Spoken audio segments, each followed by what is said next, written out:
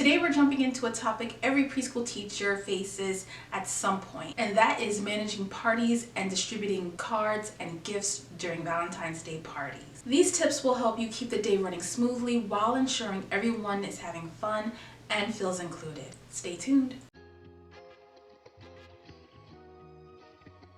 First and foremost, I want you to ask for help because, as the old saying goes, closed mouths do not get fed. So basically what I'm trying to say is ask parents to volunteer, and they can help with setting up, they can help with distribution of materials or items.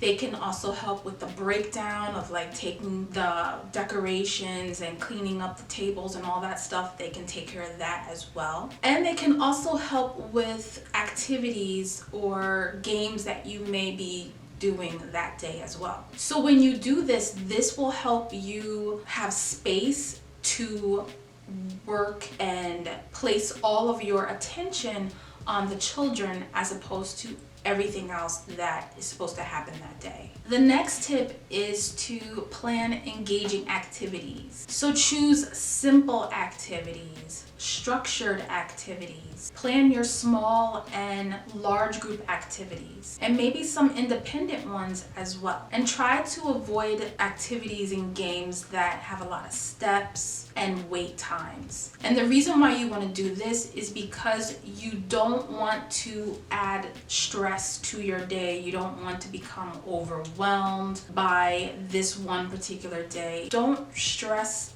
about having things so perfect, the game going so perfect, or the activity looking a certain way. That doesn't matter. They're going to appreciate it and enjoy the activity regardless.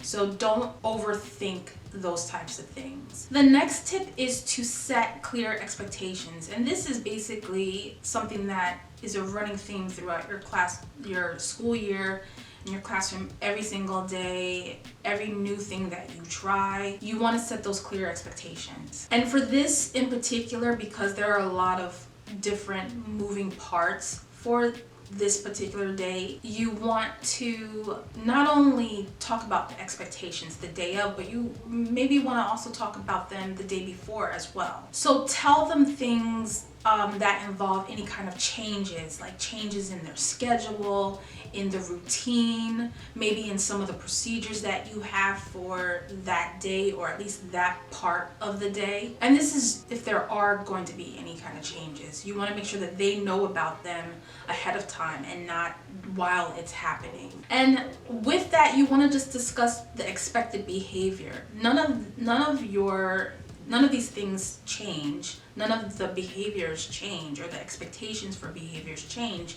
But sometimes there are some nuances that take place or that you need to consider when you are having a particular type of activity or celebration in your classroom. Maybe even act out some scenarios that could take place, like, if you're gonna have like different stations in your room, how are they to enter those stations for the activity or the game that's taking place? Are they going to stand in line? Are they going to be like groups? Like, how are they going to get from one place to another? How are you going to go from one activity to another? Things like that. If you do decide that you want to change things up, it's better to give them some advance notice. A good way to really get a sense of how you want the day to flow is to think about and imagine, what is it that you want to happen? What is it that you want to see that day? Or what is it that you want to see during that part of the day that you're going to have these activities? And one of the major things to think about is deciding how the children are going to receive these cards and these goodies. Will you have the children distribute the cards, or will you and your assistant and your parent volunteers do the passing out or the delivering of the cards? I kind of prefer having it in circle time.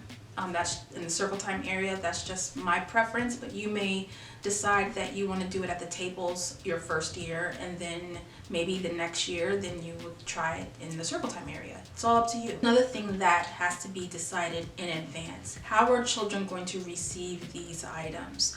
whether they are cards or whether the children have prepared little goodie bags for them. How are they going to receive them? Or what are they going to receive them in? Decide that as well. Make sure that each of those items are clearly marked with that child's name or picture, or both, and that you have a place to store them before the day and the party, during the day, and then after the activities and the party. In order to make sure everyone is included and that it's fair, encourage everyone's participation. And this can be accomplished by creating a list for the parents of the children's first names so that they can prepare the Valentine's Day cards or name tag. But another way to ensure this is to make sure that their child's name is on the card and leave the to section of the card blank. And then that way the child the next day do not have to try to figure out whose card is whose. So ensure that you send a letter home well in advance of what you want them to do when you're asking for volunteers and gift and card exchange, and also if you want to include names or not, or just tell them how you want that handled.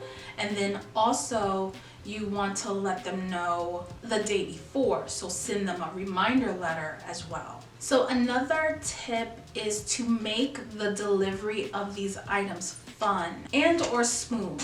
If you want it fun, then make it fun. If you want it to run smooth, then make it smooth. And I'm not saying that if you choose fun that it won't be smooth, or if you choose smooth it won't be fun.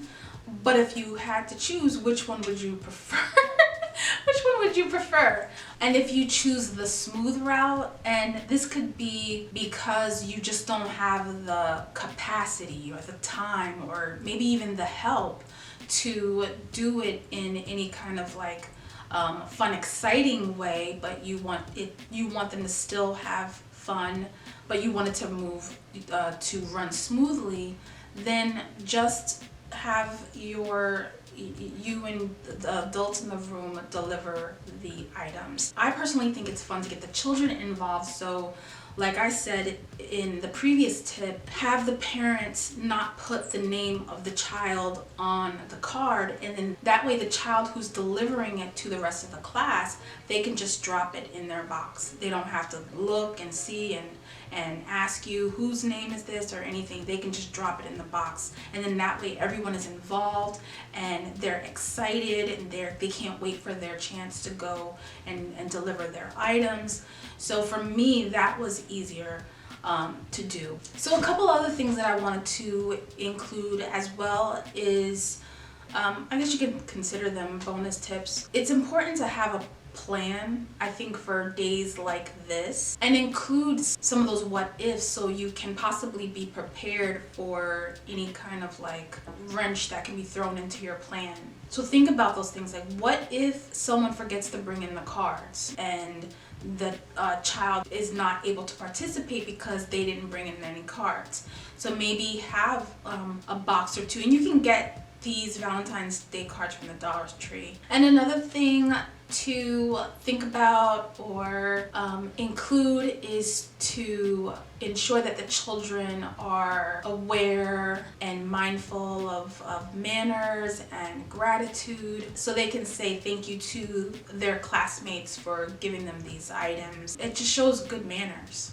And that's it. With a little planning and creativity, managing Valentine's Day can be a fun experience instead of an overwhelming one for both you and your students. If you found these tips helpful, please leave a thumbs up, maybe a comment below, and I will see you in the next one. Bye.